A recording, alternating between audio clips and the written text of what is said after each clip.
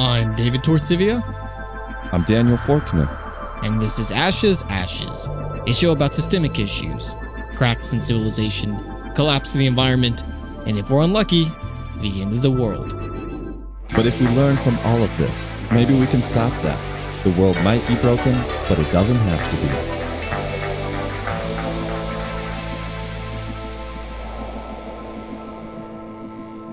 David, we've talked a lot on this show about climate change, environmental destruction. I'm thinking episode 70, Thinner Ice, episode 50, Apocalypse Now, where we talk about the latest IPCC report. And the lies that it contains. The lies that it contains and what it means for the future of humanity. Going way back, episode 34, Irreplaceable, on the way that climate change is destroying habitats and diversity of species all over the world. And as you would expect, many people want to do something about that, right? We want to hold our politicians accountable. We want to hold our companies accountable, right? That makes sense. These are the people and the organizations that have the most power in our world and therefore have the greatest potential to change. Honest, Daniel, I don't want to just hold them accountable. I want them to actually stop doing what they're doing and fix these problems. But I guess we have to start somewhere. Lucky for you, David, some companies are doing something. As you may know, it was Earth Day a couple days ago. Mm-hmm. Yay, Earth. And the CEO of Apple, Tim Cook, he tweeted... I think his name is Tim Apple, actually. Tim Apple, in support of Earth Day, he tweeted out pictures of nature, and he made sure everyone knew that they were shot with an iPhone. The company also celebrated Earth Day by making the leaf on the Apple logo green for the day. And also in celebration of Earth Day, they challenged all the owners of an iWatch to complete a 30-minute workout challenge. Well, they weren't the only people I saw celebrating Earth Day on Twitter.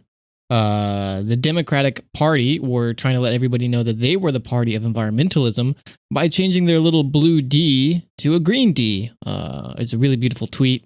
Made me tear up. Inspiring. I think a bunch of trees bloomed when it saw it. Yeah, if you check out our Instagram, Ashescast, you can actually see this. But I think we should also note at the same time that while the Democrats are in favor of, publishing this green D as their support of the earth, when it comes to actual green policy, like the Green New Deal, well, that just isn't realistic or possible. Sorry. Which I think is kind of the theme of the show today, isn't it, Daniel? That's right. And we're talking all things green today and on Ashes, and specifically the way companies acknowledge the need that we have to preserve the environment while doing absolutely nothing about it. At least nothing substantial. Or more specifically, what they claim to do about it, which is maybe on the face of it sounds good, but in reality is not doing anything or even making it worse. I think this episode in particular is such a good topic for this show because it really brings together so many things that we've talked about. Like you mentioned, all these climate change episodes where we see just how dramatic the future that is in store for us is, what it could be if we don't do something about it. And at the same time, all this manipulative advertising and behavior changing that we see as part of our greater culture, that is because of the way that we interact with business, because of the way that we're treated as consumers.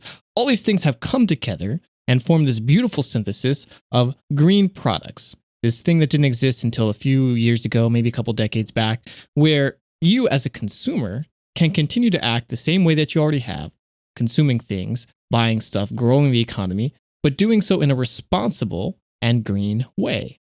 Or at least that's the pitch. So Daniel, do you maybe want to take us back a little bit, maybe to the beginning of Earth Day, the history of this environmental movement, and show us how we got, I guess, to this point right now, where we consider, for whatever reason, making substantial green change nothing more than tweeting out these nature photos. Great idea, David. I want to take everyone on a short trip down history lane to really flesh out the premise of this show, which is that climate change and this environmental destruction that we want to solve, doing something about that. The real solutions to that are in complete opposition to the current dominant economic ideology that all of our companies and our politicians are oriented around, right? We saw the moment the world scientists started ringing the alarm bells in the late 80s about climate change and the seriousness of it. That was the same moment this new world order of globalized free market capitalism dawned, where we saw the formation of the World Trade Organization, a myriad of international free trade deals, all aimed at maximizing the freedom for corporations to exploit labor as cheaply as possible, sell products for the highest profit possible that are free of regulations, and avoid paying taxes, which were made up for by public sector spending cuts. All this allowed corporations to freely pollute, emit greenhouse gases with no consequences. And so tracing this history alongside the development of the green movement is really illuminating to the place that we are in today. And I want to start out with an example from Texas. There's a bird species there known as the Atwater prairie chicken. It's native to the great state of Texas.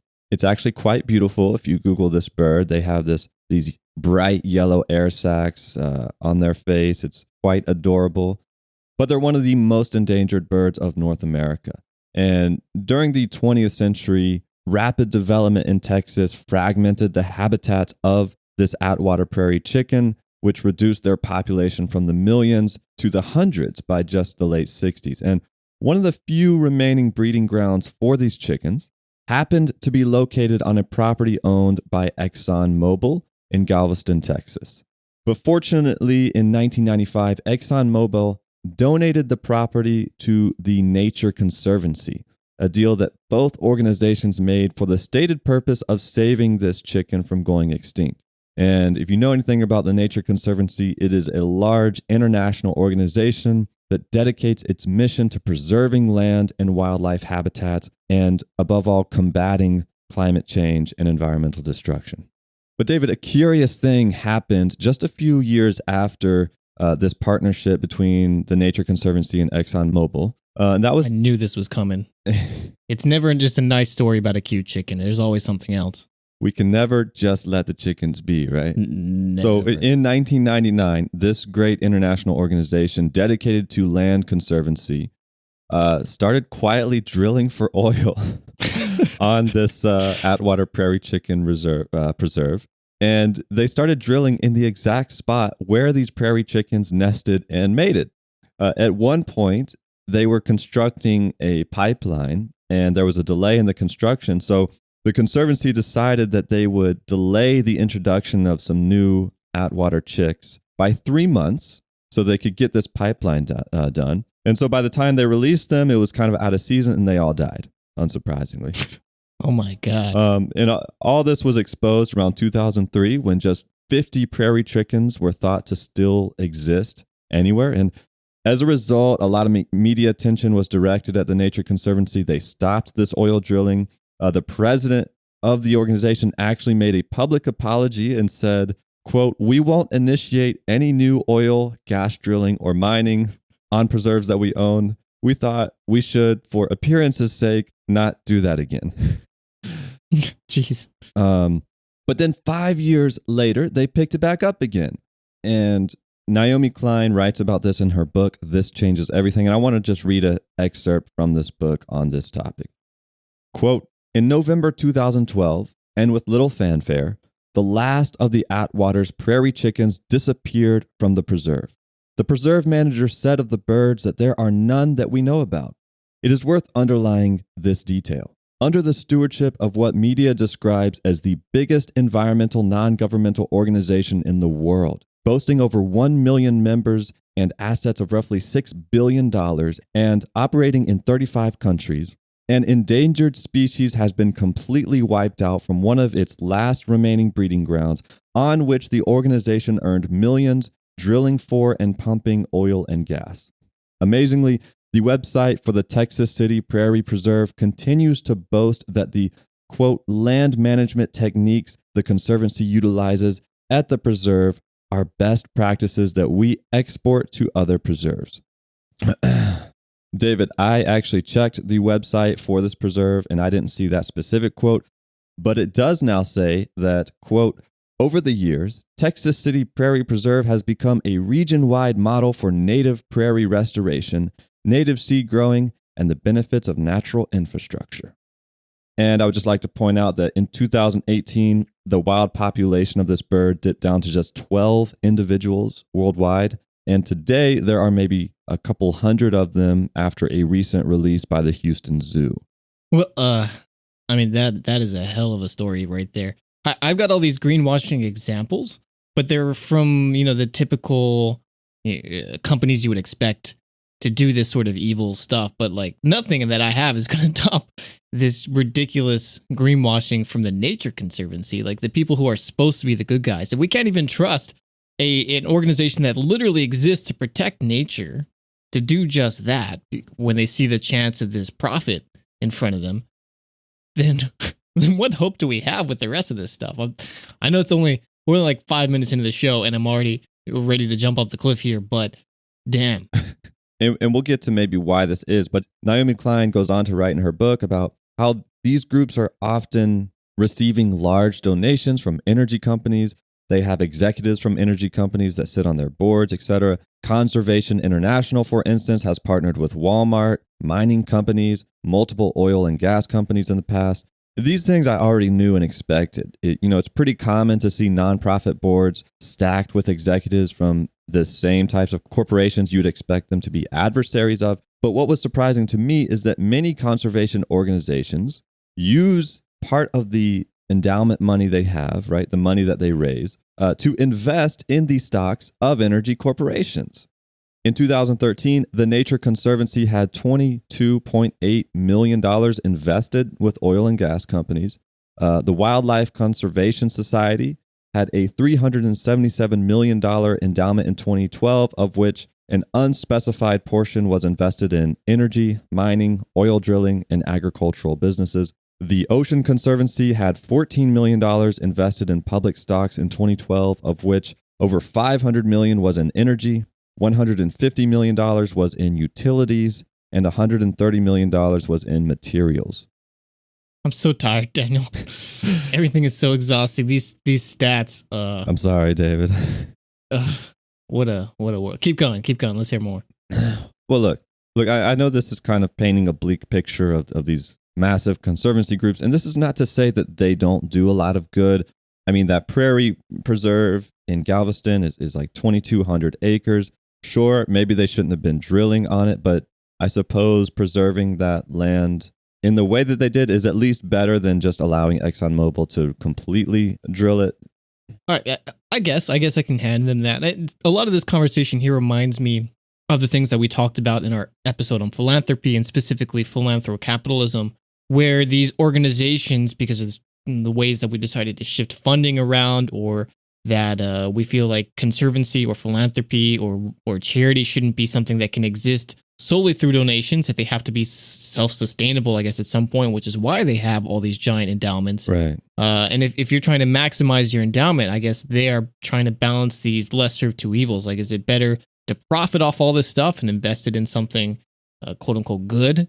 Or is it better to try and be ethically pure and just move along on the good graces of the people who support your cause? Right. And obviously the overwhelming market ideology that we have right now has really pushed this capitalism side of Eco-Capitalism, which is why we see these enormous amounts of hypocritical investments and actions that are going on right now. But it sort of bums me out, Yeah, well, I think you're hitting on an important point, David, because again, it sounds like I'm making these groups out to be evil or something, but they're not. A lot of people that would work for something like the Nature Conservancy want to do good, want to preserve things. And I've volunteered with nonprofits down here in Atlanta where the people that work there, they acknowledge the contradiction of trying to do some specific work that's, supposed to strengthen communities and then look at who sits on their board, right? They understand that. But the whole point is that, going back to the premise of this show, as long as the dominant ideology of world power is free market, global capitalistic accumulation, that's the structure that these organizations find themselves stuck in. And yes, they could be better, but at the same time, they're faced with the difficult choice of being more responsible and losing their revenue from corporate donors, or, fall in line, get paid, and do the best you can. And the history of environmentalism in the West is something that Naomi Klein goes a little bit into in her book. And it's one in which we had Rachel Carson's Silent Spring, which many of you are aware of, about the dangers of DDT and pesticide use. And the alarm surrounding that, as well as the depleting ozone layer, really radicalized and mobilized a huge group of the Western population who demanded action, for us to do something about all this environmental destruction. Yeah, it turns out people really don't like having acid rain or polluted rivers or air that they can't breathe. Who would have thought? Who would have thought? And so the people demanded direct action to challenge all this wild west of pollution. And it resulted in what could be considered the golden age of environmentalism here in the West. And in the United States, there were 23 federal environmental acts passed into law in the 1970s alone. And from this era came so many of the regulations that we're familiar with today, including the Air Quality Act, the Water Quality Act, the Occupational Safety and Health Act, the Clean Water Act, the Safe Drinking Water Act, the Endangered Species Act, the Superfund Act, which requires companies to clean up the toxic waste that they've dumped on land. So many of these acts came within just a couple years of this public outcry. But then, David, this is where the story changes. This is where the table turned, because it always happens. This prompted the full force of reactionary capital, which rushed back against this new environmental movement, and a new free market global order was ushered in, during which environmental regulation was attacked, in part as, being a Trojan horse for evil communism or for Nazism in disguise. And we saw the establishment of a new economic framework becoming fully entrenched at the highest levels of power, in which freedom for corporations to act unhindered in the pursuit of profit became the only sensible goal. You had people like Milton Friedman coming out with persuasive ideological arguments about how if you want what's best for society, let corporations be greedy, and in their pursuit of profit, they will satisfy the needs of society, right?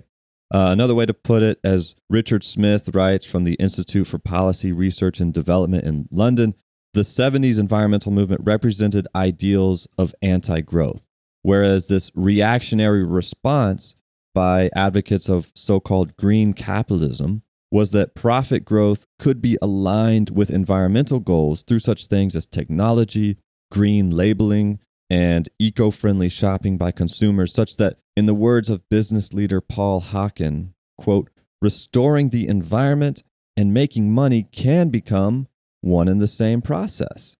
I want to interrupt you just for a second here, Daniel, because again, I'm seeing echoes in other things that we've talked about in this show, particularly this denial that we have to change anything in our behavior, because if we just alter slight portions of what we consume, or the technology that is powering all of this, then we can continue living this unsustainable life. And we see that especially playing out in the conversations that are happening now, as we talked about in episode 21, Klima Ex Machina, about the geoengineering that is being talked about right now to dramatically alter the Earth and its atmosphere and the environment in order to allow us to continue business as usual and suck some of this carbon out of the air without disrupting the ecosystems or the overall environment too much, most of which we find out in that episode are nothing more than pipe dreams, or so ridiculous that they're not possible, or have such incredible side effects that it could oftentimes make the problem worse than it was before. But that mindset that if we just do this magic technology thing, if we make these products in a different way, if we use this technology to suck carbon out of the air, well, then we don't have to change our behavior. We can continue to consume and grow indefinitely, and that is good for business. Right. And what all this new thinking meant for the green movement was that funding for those old school radical groups who wanted to do something about climate change and destruction by taking corporations head on, well, that funding dried up. While green groups who were willing to adopt the new market-friendly language, they got all the money. And their message became one of collaboration and partnership with corporations to find market-based solutions to environmental destruction. The oil drilling done by the Nature Conservancy and that we talked about earlier is a prime example of this. And a few days ago, at the same time that Tim Cook sent that tweet out that we mentioned in the beginning of the show, Apple reminded us of their partnership with Conservation International that they have on a mangrove tree preservation in Colombia. This is all problematic because the existence of these big green groups purportedly dedicated to protecting the environment and fighting climate change, who we've all been sending money to and placing our faith in, they've undermined the ability for large social movements to form because many people simply assume these groups are taking care of it. Most of the conversations around climate change since the 80s, in fact, has been largely steered by people from the upper classes of elite society. We're talking about corporate CEOs, presidents of corporate-aligned conservancy groups, U.S. vice presidents. These are the people who have been leading the discussion on solutions to these problems. And as Klein points out in her book, much of this discussion has, in fact, been employed to direct Americans to simply consume more, which is really the heart of the problem, as we've talked about, just consume more in a different direction. Here's one more excerpt from her. Quote, "These various approaches also served to reinforce the very extrinsic values that we now know are the greatest psychological barriers to climate action, from worship of wealth and fame for their own sake to the idea that change is something that is handed down from above by our betters, rather than something we demand for ourselves. They may even have played a role in weakening public belief in the reality of human-caused climate change. Indeed, because the solutions to climate change proposed by many green groups in this period were so borderline frivolous, many people concluded that the groups must have been exaggerating the scale of the problem. After all, if climate change really was as dire as Al Gore argued, wouldn't the environmental movement be asking the public to do more than switch brands of cleaning liquid, occasionally walk to work, and send more money? Wouldn't they be trying to shut down the fossil fuel companies? No, Daniel, all our problems can absolutely be solved by switching our brands of deodorant.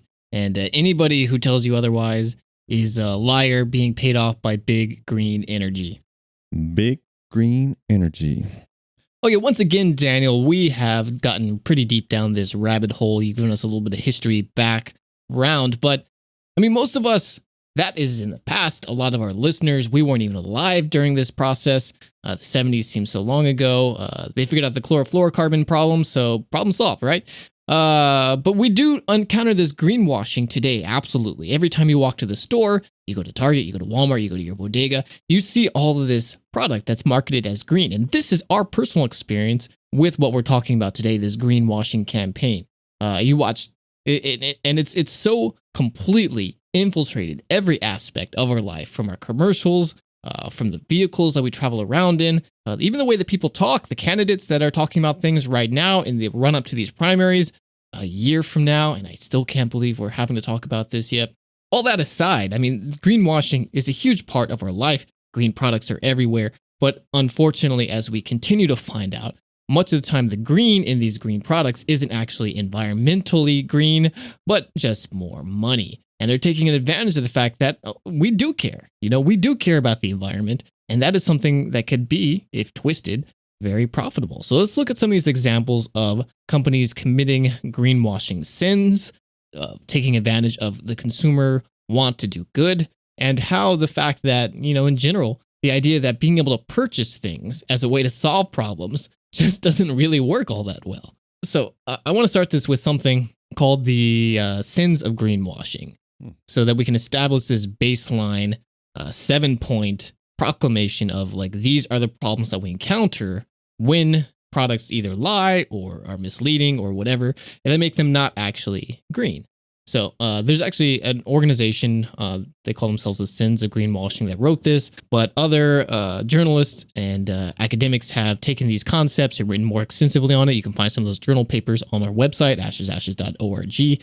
But I just want to summarize from this website and read some of these sins here, because once you start thinking about this stuff in terms of these basic guidelines, you can see very quickly how little stuff actually is green.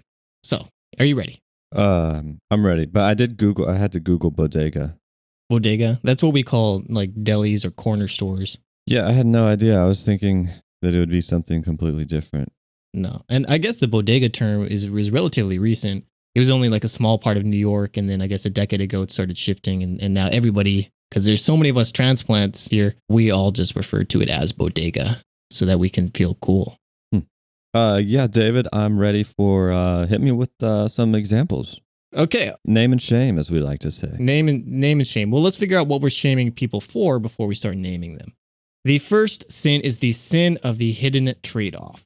So what this is doing is basically claiming that an item is green by paying attention to a very narrow portion of what the product is. So like imagine you have green paper. Paper in general is absolutely not environmentally friendly. You have to mulch a bunch of trees. It's an energy intensive. It's a process. There's lots of chemicals involved. It's not a green thing. Mm-hmm. But by saying, oh, this is from a sustainably harvested forest, then we can claim our product is green, even though, the product's not. It will never be green. It's just less bad. So that's the sin of the hidden trade-off. Another example might be the electric vehicle, right? We hear a lot about that. Oh, we'll get to that.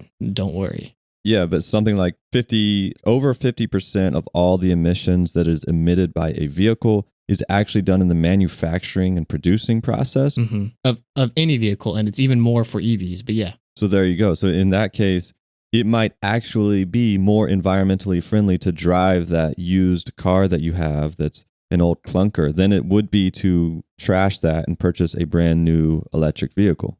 Don't worry. We'll get to this example in depth very shortly. Sorry, Elon Musk, we're coming for you. But to continue with these sins, the second sin is the sin of no proof. And this is basically where they'll post something on the product or talk about on their website that makes some sort of claim, like it has a certain percentage of recycled content. But then there's no actual proof that this is the case. And oftentimes these companies do just flat out lie because there are, in many cases, no consequences for doing that. And it's a very simple way to make something look green or to phrase things in misleading ways so people assume something, but really the opposite is the case. So that's sin of no proof.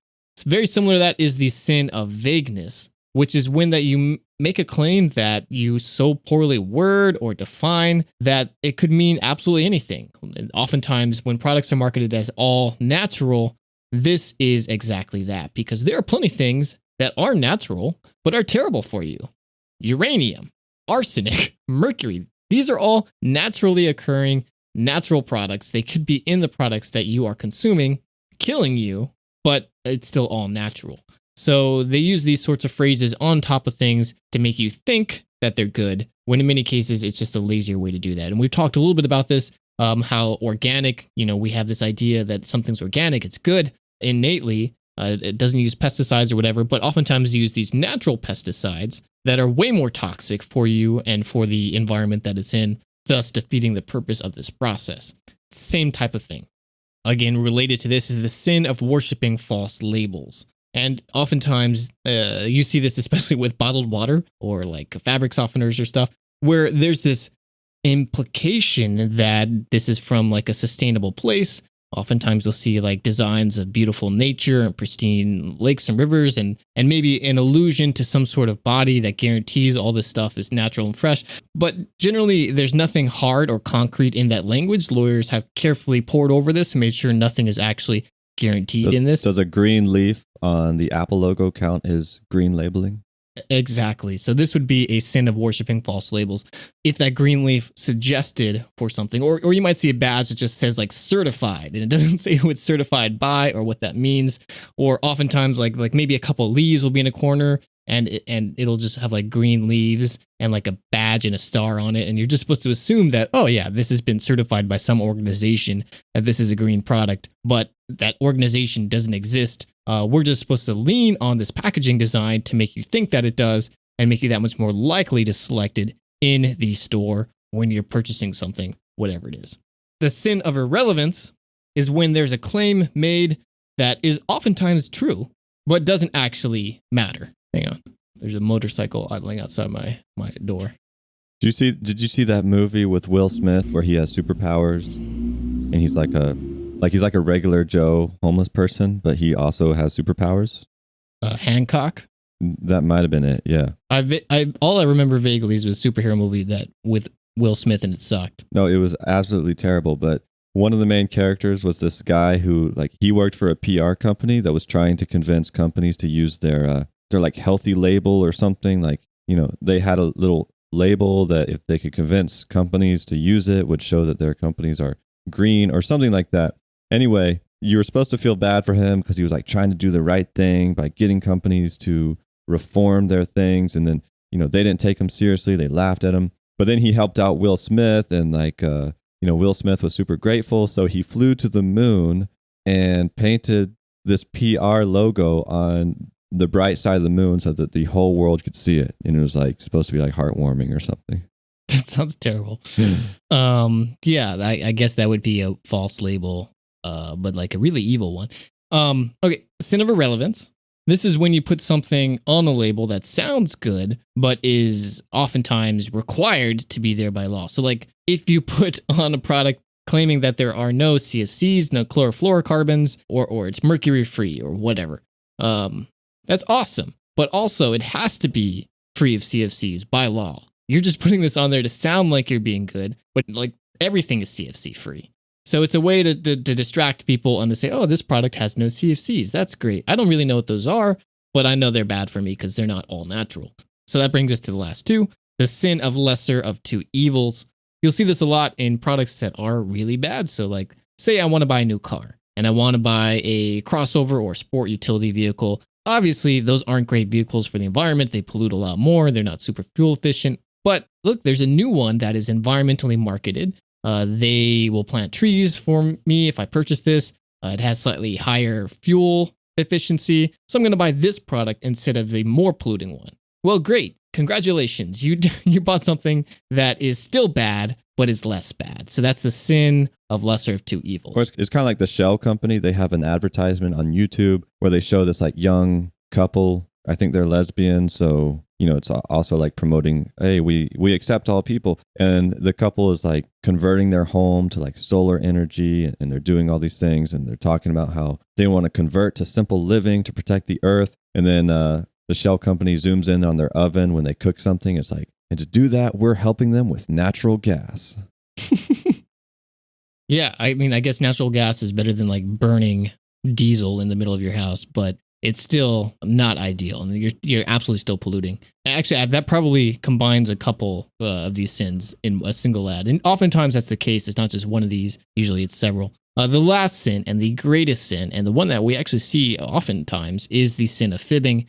And this is when you just straight up lie. This we see a lot, especially in electronic products. If you've ever purchased a new refrigerator or air conditioner or something and you see that Energy Star rating on it that says this product is more efficient or less efficient than others, oftentimes these companies just straight up lie on this. And those tests, the Energy Star ratings, are self-administered. There is very little consequences if you fake that. LG actually they recently had a bunch of their fridges that they lied about their efficiency. Many times they would use it as much as twice the electricity that they claimed it would. And the consequence for that, well, they had to send a letter to their consumers letting them know that they lied. But they didn't say lie. They said, we performed things with slightly different specifications in our test than we were supposed to. So that your energy rating is actually higher in real world use than we thought initially. Sorry, it's not actually Energy Star certified. And that is the sin of fibbing. And that brings me to one of my favorite recent greenwashing controversies, which is Volkswagen. Maybe you heard about this in the news, Daniel, with their diesel cars. But in Europe, especially, where diesel is much more popular than in the United States, Volkswagen was marketing their products, their diesel vehicles, as clean diesel, because as clean diesel, hang on, there's someone honking every time I say clean diesel. It's Volkswagen outside. As clean diesel. God, no, truck came by. Volkswagen's trying to silence me. Okay. As clean diesel. And I mean, diesel is more fuel efficient than regular gasoline. But the big problem with it over time was that diesel was polluting more in this process. It released more particulate matter. Some of the nitrous oxide, these other fumes that were coming off of it, were more problematic to the local air pollution. So it was discouraged, but modern diesel engines are much more efficient in eliminating all this extra stuff. So it's gotten cleaner, and Europe made a big push to try and adopt diesel as the primary fuel of choice because these mileage requirements for the fleets were so stringent that it was a great way for them to meet that, while waiting for electric vehicle technology to mature a little bit more, because Honestly, it's still quite not ready for prime time. But all that aside, so Volkswagen, though, was having trouble getting their diesel engines to perform correctly in terms of both mileage as well as these pollution standards. And so they came up with a strategy. A very small group of people within the company decided that the way to get around this was they were going to install a little chip on their overall computer control for each of these engines that would detect when these engines and these vehicles were being tested for fuel efficiency and for emissions. Interesting. So Hold on.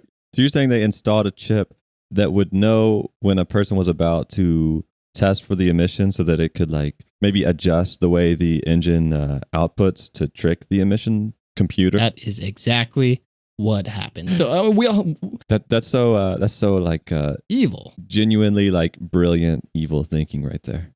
I know, right? It's a move fast, break regulations sort of mindset that I think has slipped over from Silicon Valley. That's innovation at its finest. It's disruption, Daniel. And I mean, we're all familiar with emissions tests. Your vehicle, you have to get it tested every few years to make sure it's not polluting. And so these cars, or at least not polluting too much over a certain threshold. Yeah, exactly. Thank you. That's an important distinction. So these cars would detect when they were being tested for emissions and alter the way the engine would run in a way that it's not great for driving, but it is great for these tests. So they would pass their emission tests, and then as soon as they were disconnected from the computers, it would go back to that more polluting, more fuel-intensive program for the engine. Well, eventually they were busted for this. People figured it out.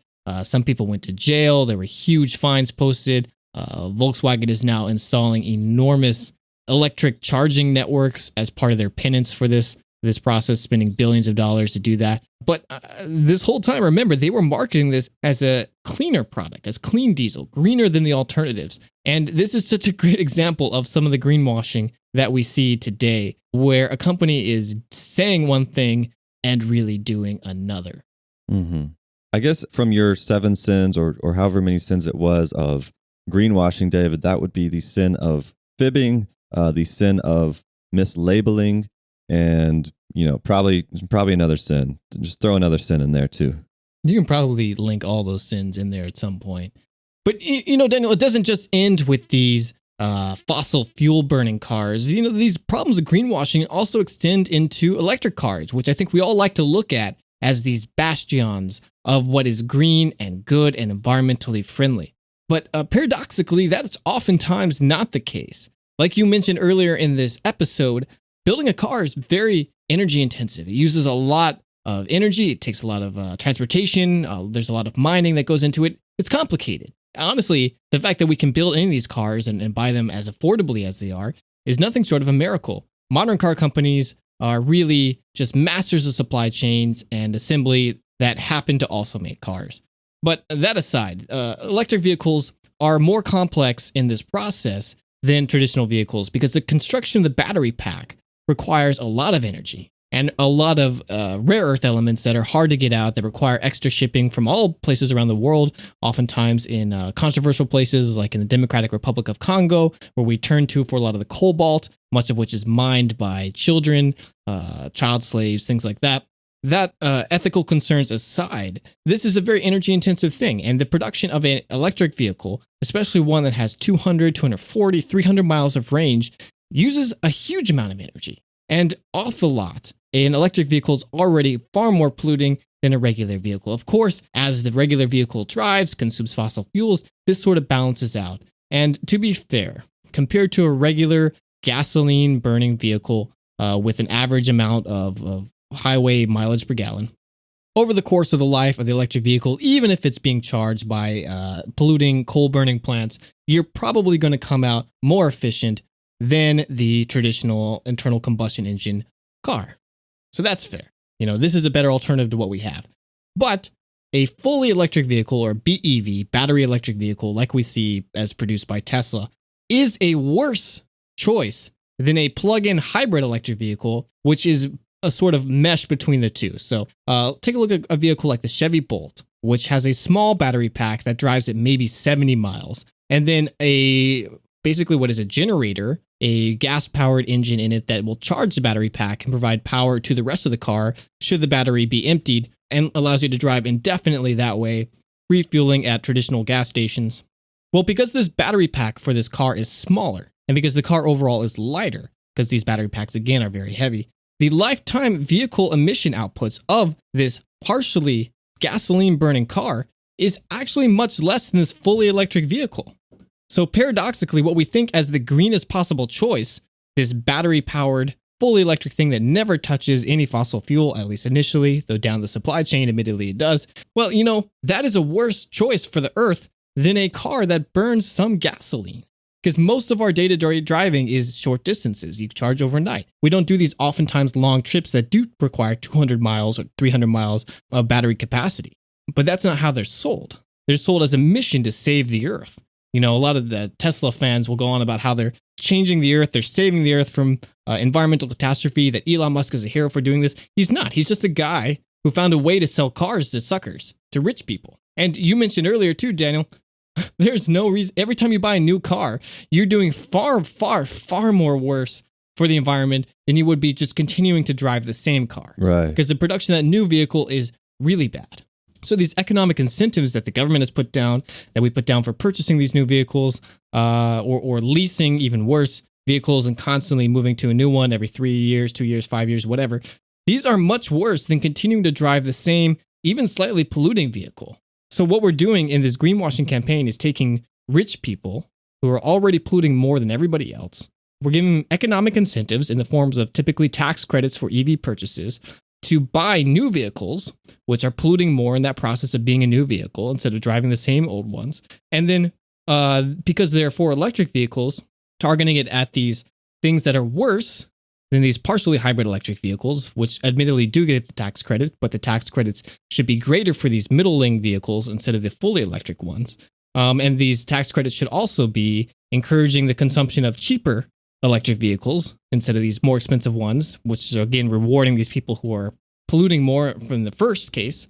And what we've done and what these subsidies have done is encouraged and reinforced this idea that these products, which are really honestly bad for the Earth, are good. We've distorted the market, and then even further, we've messed it up with the marketing that occurs through willful ignorance, and then also just the misinterpretation of what these basic numbers are.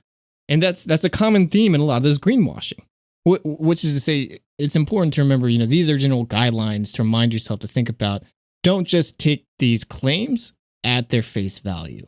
And if you do that, then you really start getting somewhere with this process. But some of these companies are really catching on to this and putting on this guise of being open and transparent and still screwing around with this. So there's another specific form of greenwashing. They call it green stitching. If you're talking about greenwashing in the fashion industry, maybe you're familiar with a company called Everlane. They call themselves a radically transparent clothing company that is sustainable and environmentally responsible. If you go to their website, they have all sorts of information about the clothes you're buying. You can see the factories that they come from, allegedly. You can see, the process, like their pricing, like, oh, it costs this much to make it. It costs this much to ship it. This is the profit that we're adding on, and this is the final price you pay. And the idea is that, like, look, we're radically open. This is transparent, and that they use that word radically very liberally.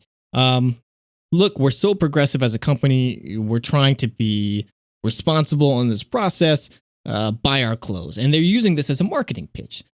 This is how they decided to set themselves apart from other companies and to give you, the consumer, compelling reason to purchase their clothes as opposed to something else, especially when they're putting themselves against these fast fashion brands that we've talked about extensively in the show in our episode Fashion Victims, which is an incredibly polluting, incredibly wasteful industry, and it absolutely is. Mm-hmm. But Everlane is still committing a lot of these sins in this process.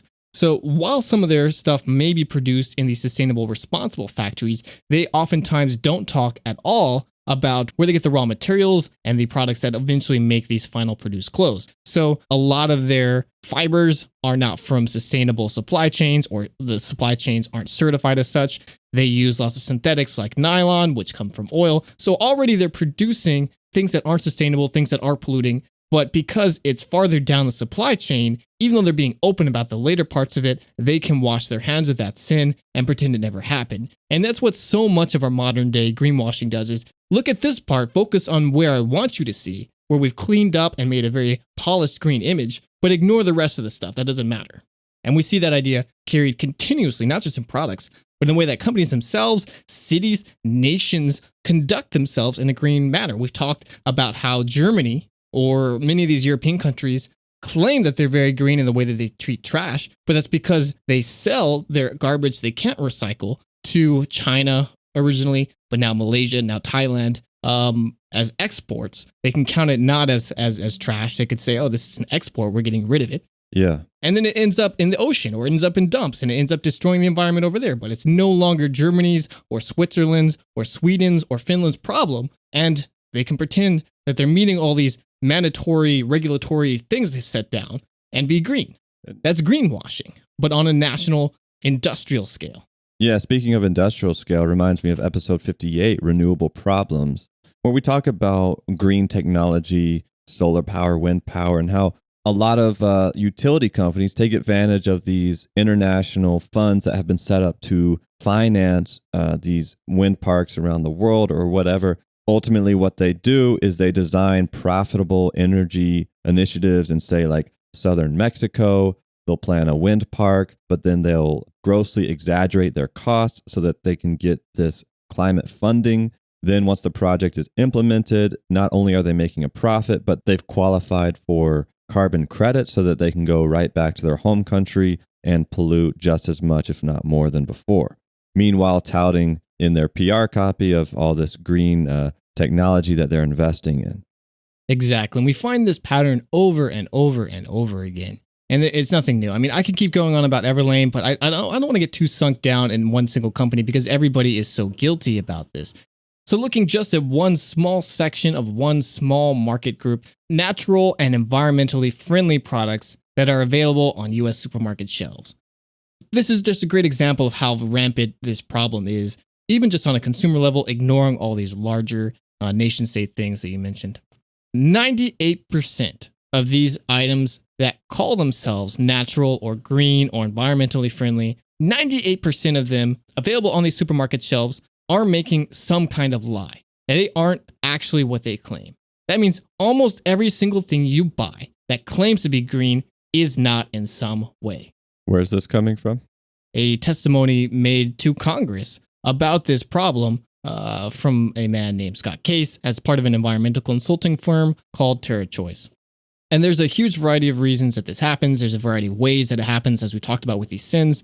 A lot of them are lies. We've talked about these fake badges that are put on something. 22% of these products that make these claims have a badge that actually isn't a meaningful badge. It's just like a leaf with a star on it, but there's no organization behind that. And then an even bigger problem is a lot of these environmental certification programs are just random people who are like, okay, yeah, we'll start up a thing and then we'll rubber stamp your product as green. And we don't care to actually do any due diligence on it. We just trust you with what you say. And there are, at this time when this article was written, which was a decade ago, this article is from 2009, there were 300 of these organizations around to offer some sort of environmental certification of your product.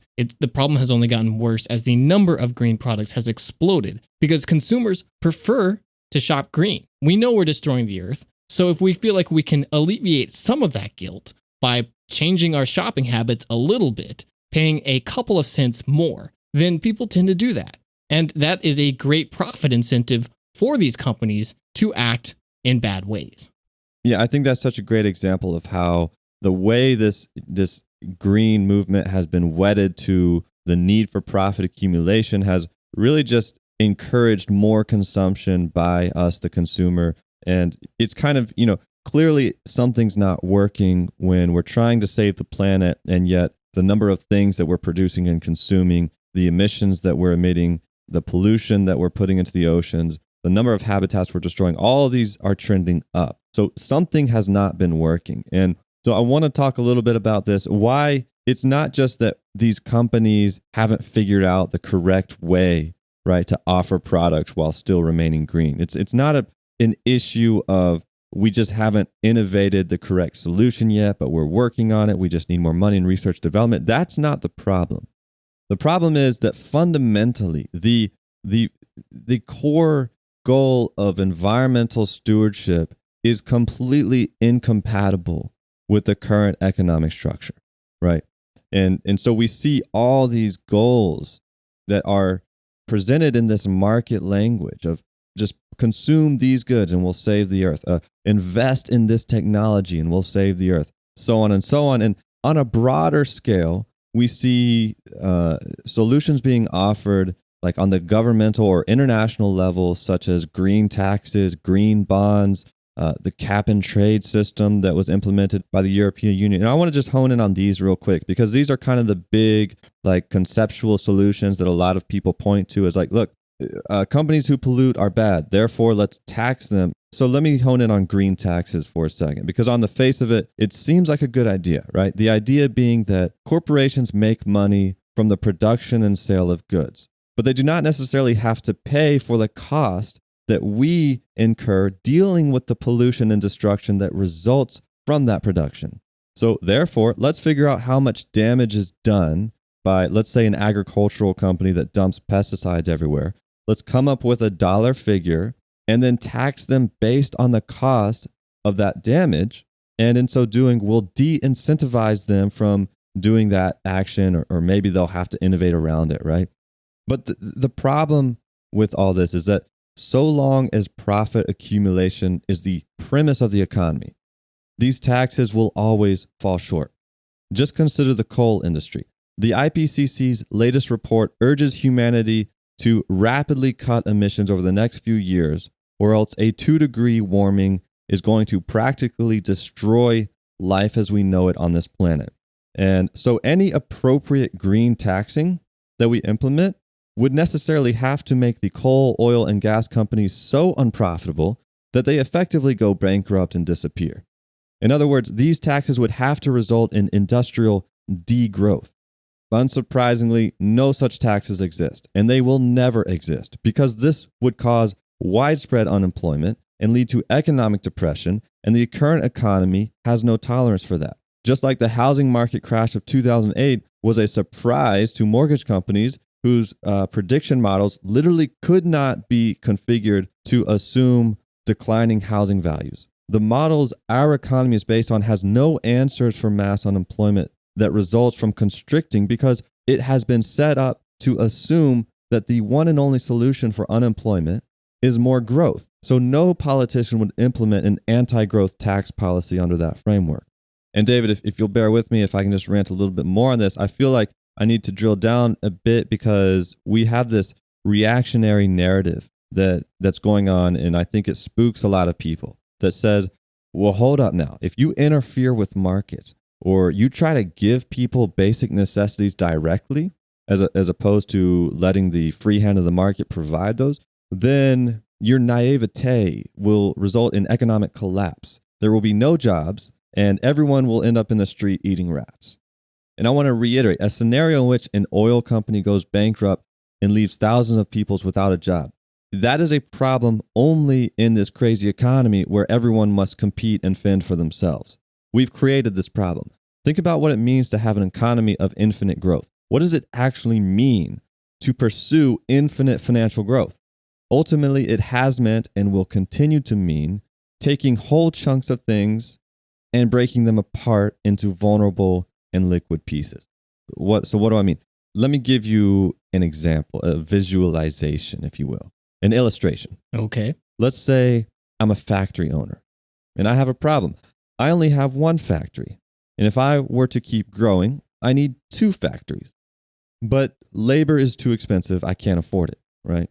So one weekend, I decided to get out of the city and drive around the countryside for some fresh air. And what do I see? I see a whole village of people living off the land, feeding each other with their gardens and their chickens, their cows. And all of a sudden it hits me. These people aren't contributing to the economy. Who do they think they are? Just living, enjoying their lives, growing food for their own consumption, right? This is a huge problem. So I rush off to the state capitol where I schedule a meeting with the governor and I say, Governor, those lazy country bums aren't contributing to our economy. We need to raise the property taxes on their land so that they have to give back to the economy. And if we do that, I'll be more inclined to contribute to your re-election campaign, right? So that's what we do. We raise property taxes for rural villages across the state, which these people cannot afford to pay, so they are forced to conform to the market economy. A small percentage of them might stay on the land where they convert to industrial farmers, but the majority have no choice but to migrate to the city looking for work. That community chunk has been broken apart into individual families and people that I, as this factory owner, can now employ as cheap labor. My wealth grows, and so does GDP. That's growth. So fast forward a few years, David, and now I own 5 factories.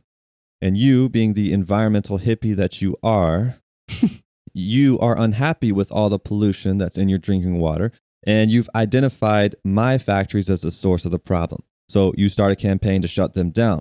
But I defeat you because I can say, look at how many people I employ. If you shut down my factories, all these people will be out of work. This is the narrative we're stuck on today. It's what's blocking direct challenge to these companies. But if you look at my example, David, it's very obvious that this problem is contrived. It's not a natural law that people become vulnerable unless economies grow. It's completely the other way around. Economies grow precisely because we have made people vulnerable. Growth is achieved in the modern economy by breaking things apart in every realm imaginable.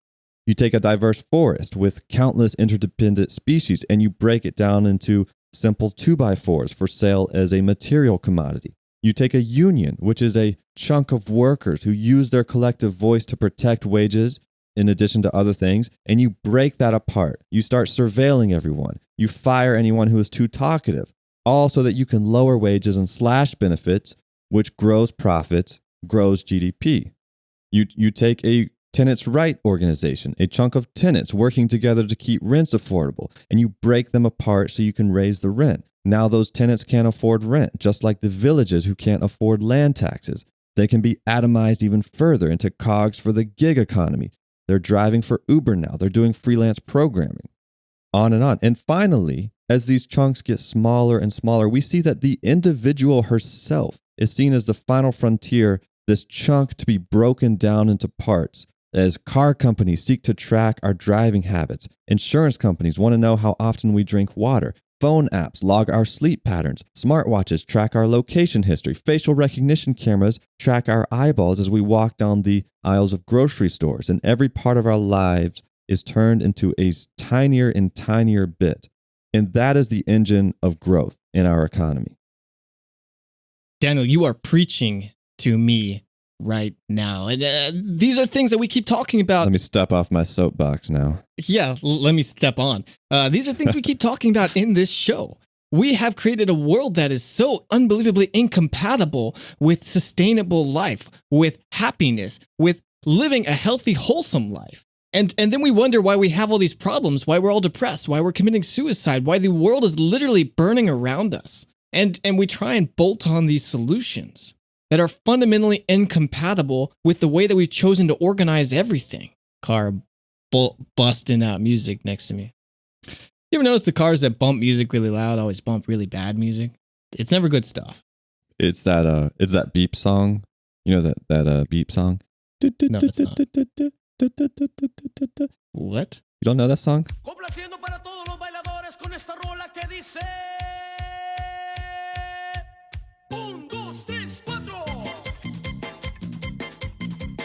You know, like we've talked about here, nothing is profitable because we're borrowing from the environment, we're borrowing from our future, we're extracting wealth from the suffering of others, like you so eloquently put. This is an economy. This is a global system of organization and utilization of the material resources that exist on this earth and the labor that we can all put into things built around endless growth, built around continuously exploiting these things in new and evolved ways that generate this GDP that you're talking about. But of course, a system that is dependent on all this will never be green. But the only way that we've learned to relate to the world is through this consumption. And so when we as individuals are looking at this world burning around us and we say, well, what can we do? We turn to our politicians who have continuously failed us. They say, oh, there's not much we can do. This is not actually a problem at all. They gaslight us for decades. And eventually, when they do start saying, okay, yeah, global warming is real. Climate change is a problem. These things in our environment that we're destroying, yeah, okay, I guess that's bad. But, fixing this is going to be too expensive. A Green New Deal, that's infeasible. Paris Agreement, which is already not enough, as we've talked about on here, that's not possible either. We're going to step out of that because we don't want to hurt the economy. It's interesting. What's interesting? When the United States wanted to build a nationwide surveillance apparatus on all of its citizens, it found the money for that. When the 2008 market crashed and banks didn't have the money to stay afloat, we somehow found the money for that.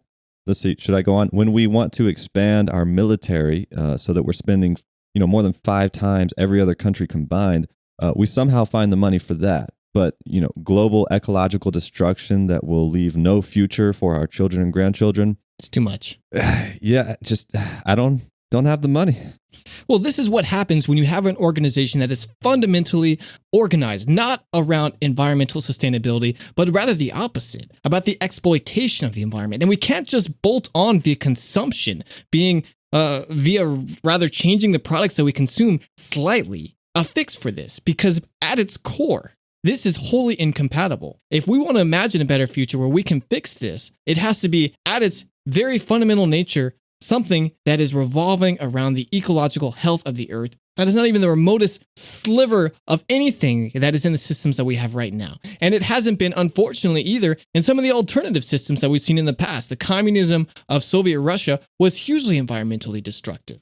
And there are alternatives happening now, things that are at its very core ecologically centered. We're seeing this occur right now in the revolution that's going on in Rojava with the Kurds in northern Syria. If you're interested in alternatives to the world that we see right now, that's a great place to start reading because it is happening. And it's a disaster right now after they've finally successfully defeated ISIS. They can start turning to rebuilding. But they are at their core trying to build something that is first and foremost ecologically sustainable, and that is their single greatest guiding tenet.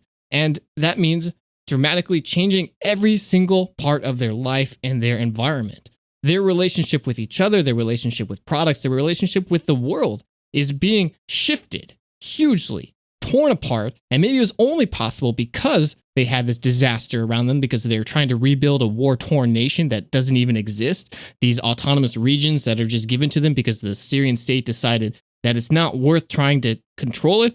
Fortunately, the future they've decided to define is one that is first and foremost about environmental responsibility. And that is the kind of dramatic change that we are going to have to look to if we want to see this, because our politicians have abandoned us. The promises that these corporations have made for us are nothing but lies, greenwashing sins designed to make us feel comfortable, like we're doing something, but at its core are changing nothing. And this is the problem we have when we've been trained our entire lives to interact with the world, to interact with each other, to interact with change and problems that we need to face first and foremost as consumers. The politicians have failed us. So what is our relationship with the greater American economy or Western economy? Well, it's that of consumption. So when we want to do something, it's always a boycott. It's change products. But those don't work because the products oftentimes are lies. The boycotts never end up amounting to anything. The bailouts are always forthcoming when the going gets tough from the government. And we cannot continue to try and fix our future in this process. There is no magical techno fix. There is no consumption fix. We have to fundamentally shift everything if we want to see a future that is anyway remotely not a hellscape.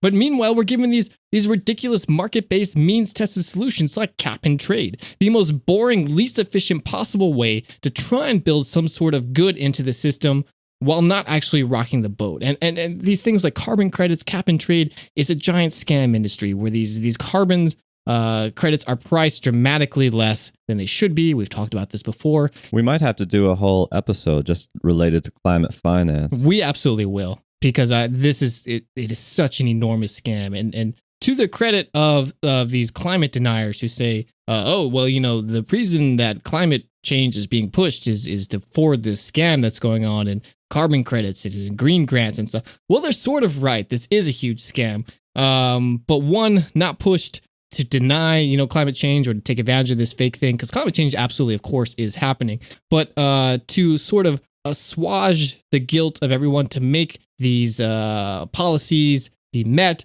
so that everyone can reach their goals on their whatever treaties they've set, and actually not change anything in the process.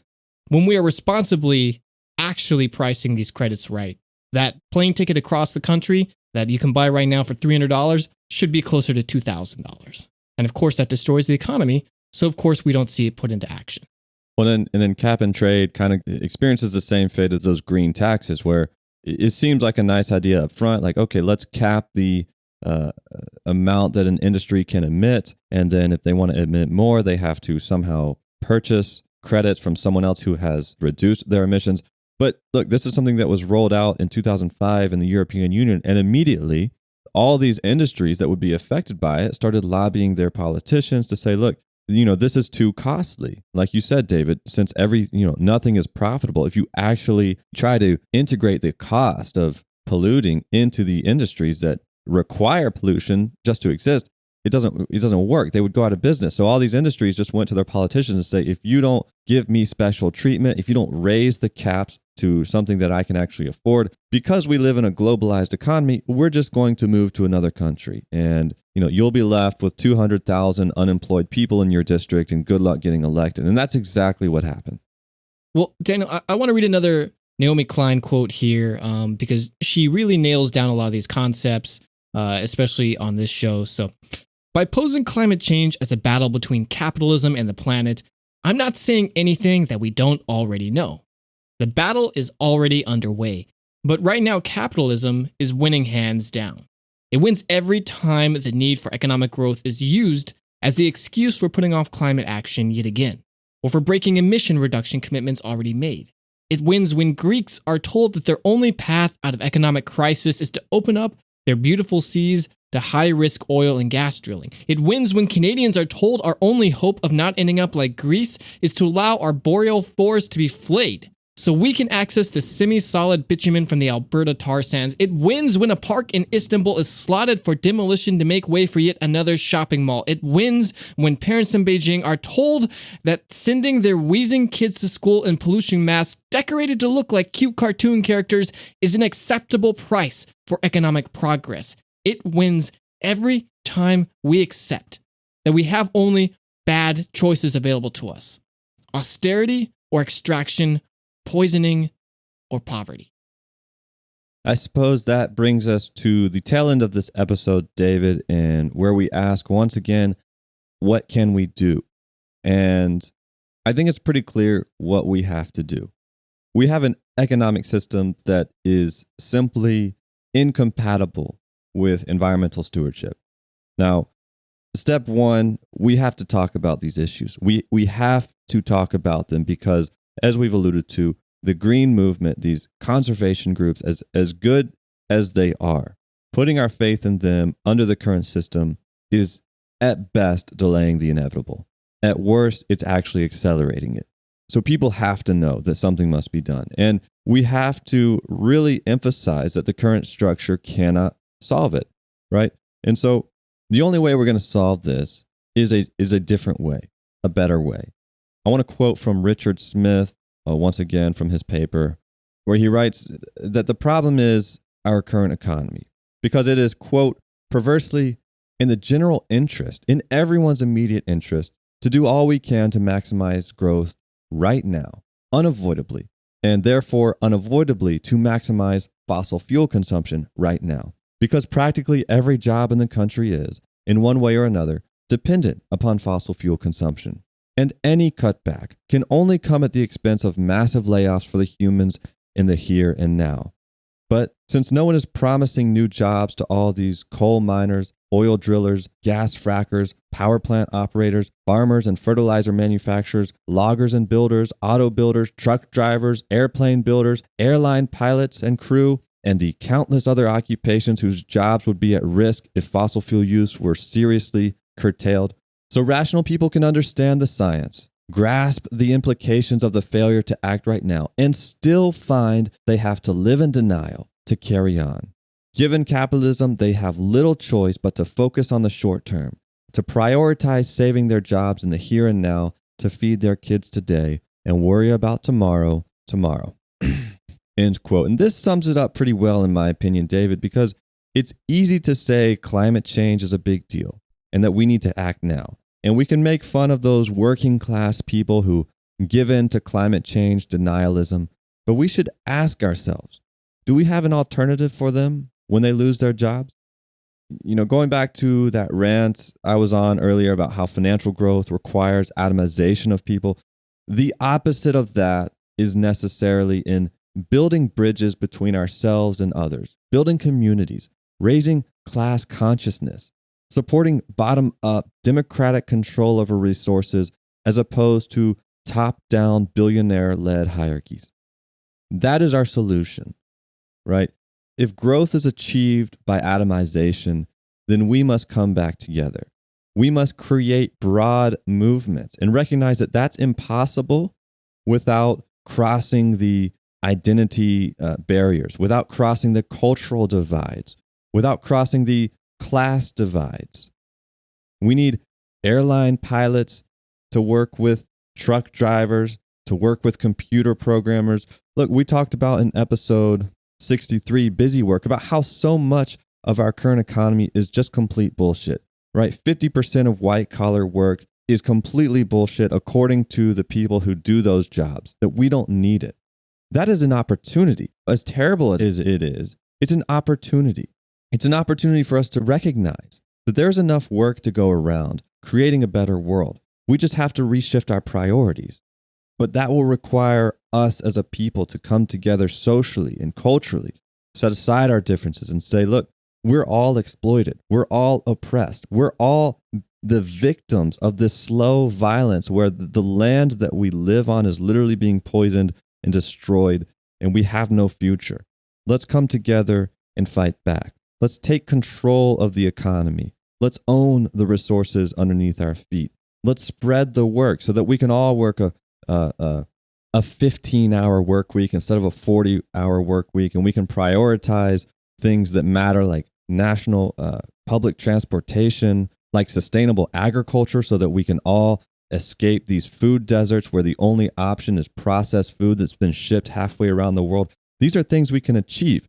In 1943, 60% of the American population grew victory gardens, and those yields made up 42% of the vegetables that were consumed in that year. We have the ability to come together and recognize a common cause and fight for it.